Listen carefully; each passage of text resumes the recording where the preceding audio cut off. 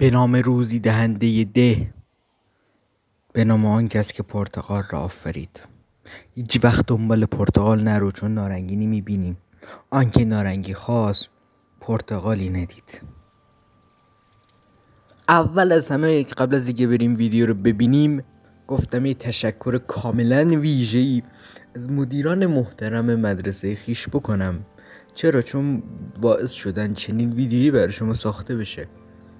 چون گوشی موبایل منو گرفتم، همه جاشم بیکار بودم، خودم فجر میشم پای کامپیوتر ماینکرافت بازی کنم. نره و این شاهکار رو به وجود آوردن. دمشون گرم واقعا، دستشون درد نکنه. و الان که میبینین دارم زر میزنم و ادیت میکنم این ویدیو رو. بذارید نگم باعث شد کیبوردم که این چیز نارنگ تلویزیون رفت تو دو شاخ، به وجود آمد گل. آقا ما به کمبود بودجه برخورد کردیم و مجبور شدیم بریم دنبال آهن. حالا در این سفر آهنین ببینین چه اتفاقاتی که نمیافته. اوه حاجی، از این بایومای باطلاقیه ورژن آپگرید شده.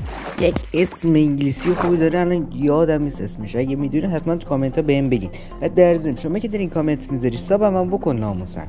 بس فیلتر شکنی نگاه کن که تبلیغ نشونت بده.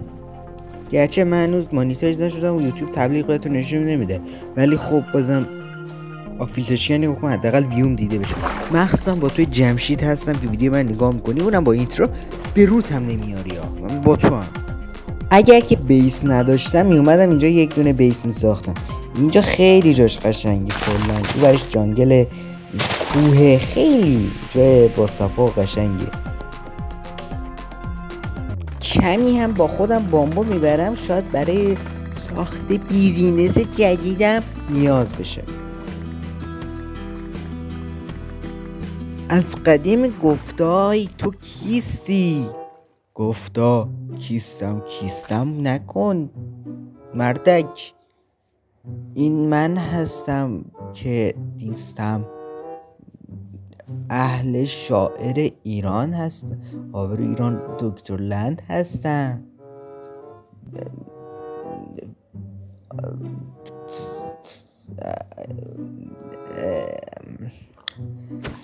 خوک میکشیم برای حفظ سلامتی تو راه و بردن غذا به عنوان سوغاتی برای گاوها و گوسفندهای بیس.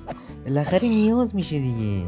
آره دیگه، خلاصش که هیچ سابم کن تا گومم نه. خیلی اصلا ساب نمیکنن، ویدیو نگاه میکنن. کوفت اصلا حلال نیست اونجور ساب کردن شما. و با فیلتر شکن نیست. اوه درختار رو میگن، اگر این درختار حالا اسمش نمیدونم چیه، من خیلی وقت ماینکرافت حرفه‌ای بازی نمیکنم، اسمش فراموش کردم. بکنین ریشش رو برین پایین، میرسیم به یک کیو فوق‌العاده بزرگ و قشنگ که لوت که نمیشه گفت، در واقع چیزای خوبی داره، آیتمای بالی داره، مثل دایموند، آیرون، اینا میتونید راحت جمع کنید و قطعاً و 100% به یک کیو برمیخورید. خیلی چیز باحالیه.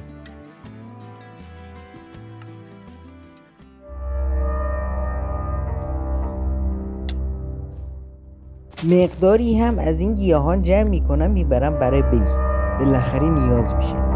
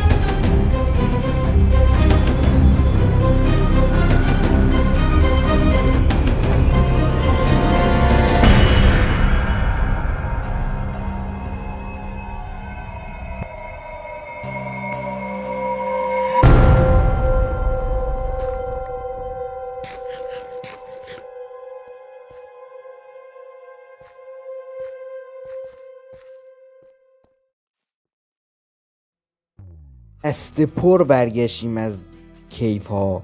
یعنی خوب شد رفت. او مای گاد، چی بود؟ اوتپوست پیدا کردم. آقا میخوام برم داخلش، اینجا اسپانم رو ست میکنم که اگر مردم اینجا اسپان شم. و یک چیزی هست، ترفندی هست، حالا اگه بلد نیستین یاد بگیرین. وقتی میخوایم برین اوتپوست رو لوت کنین به قولی، از بالا برین. یعنی اصلا نیاز است پایینا رو بکشین. پایینا رو زمانی که مثلا خواستین رید را بندازین بیان این طرف مثلا اینا رو بکشین. حالا شانس ما اینجا چیز اسلپ یارم آماده اینجا ما رو میزنه با تیرکمونش. چیجی بریم بیرون؟ شدم اسکول. حالا چیکار کنم؟ اسکول خب بیاد اینو بکن. بیا تمام شد رفت. اسکولی ما خودمون خبر نداریم. آره خلاصا نمیدونم چقدر قشنگ راد حالا بری یک اوتپوست رو مثل یک بسشن لوت کنی. چیز باحالی هم داشت، انصافا راضی بودم. بقیه‌اش مثلا ارزش نداره. موافقین؟ یه هم برمیدم حالا یک بزنیم به افتخار شما.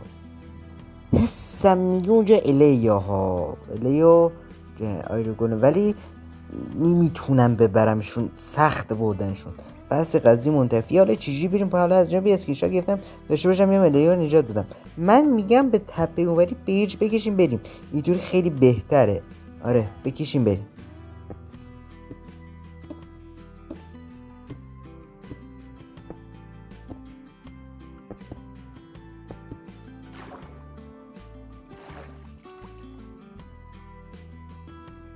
حالا پیلیجرها هم ولکن نیستن، دقیقا مثل مدرسه ما. دوشنبه بود کارگاه رسم بودیم ما، بعد یک دفعگی در رو باز کردن گفتن الان ساعت 8:11 صبح. بعد 8:12 بشه ما میایم کیفاتون رو میگردیم. تا موقع هر 1 دقیقه زمان داریم گوشیاتون رو تحویل بدیم. من به دوستم نگاه کردم، چشمک بهش زدم، گفتم گوشی رو برو بذار رو میز. گفت نه. گفتم برو بذار، حداقل تخفیف قائل میشن. هیچی دیگه. آقا ما گوشی ها رفتیم گذاشتیم، بعد زنگ آخر شد رفتیم گوشی ها رو تحویل بگیریم. برداشتن گفتن نه نمیدیم، باید جلسه تشکیل بشه. از رو حرفا دیدیم جلسه چی؟ کشک چی؟ نه باید جلسه تشکیل بشه. آقا فرداش رفتیم بپرسیم جلسه تشکیل شد یا نه. گفتن نه اصلا جلسه تشکیل نشده، امروز ساعت 2. هیچ دیگه. ما هم رفتیم خانه، فرداش رفتیم مدرسه و گوشی رو به ما دادن. حالا چطوری دادن؟ روز چهارشنبه. روز سه‌شنبه که میشه روز قبلیش، اومدن گفتن باید از اداره بیان، باید قفل گوشیاتون باز بشه، باید از سپاه بیان، از رو حرفا. یعنی واقعا من خندم گرفته بود. معلم ورزشم هم همونجا نشسته بود داشت میخندید.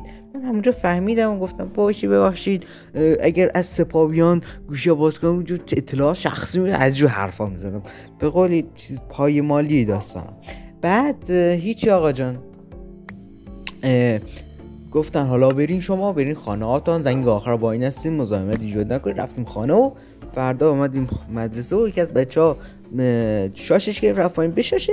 ناظم مدرسه گفته به بچه‌ها تا بگو زنگ آخر به گوشیتون بگیر. همینجور الکی گوشی‌ها رو گرفتن، همینجور الکی گوشی. آقا من رشتم گرافیکه، خب کارم با گوشیه آخه، با اینترنت. من مجبورم کار، اصلا خود معلمم گفته یک کار عملی آخر سال باید بدین، با هوش مصنوعی اگر خواستین درست کنین کمک بگیرین. وقتی الان علم و تکنولوژی اینقدر پیشرفت کرده دیگه، وقتی کارم با خود کامپیوتره چرا گوشی نباید داشته باشم؟ من اعتراض دارم. آقا لطفا این موضوع رو پیگیری کنین. آقای پزشکیان، صدای من از این بالا تریبون امیدوارم بهتون برسه. قربان شما بشم. من عشق مای، خدا نگهدار.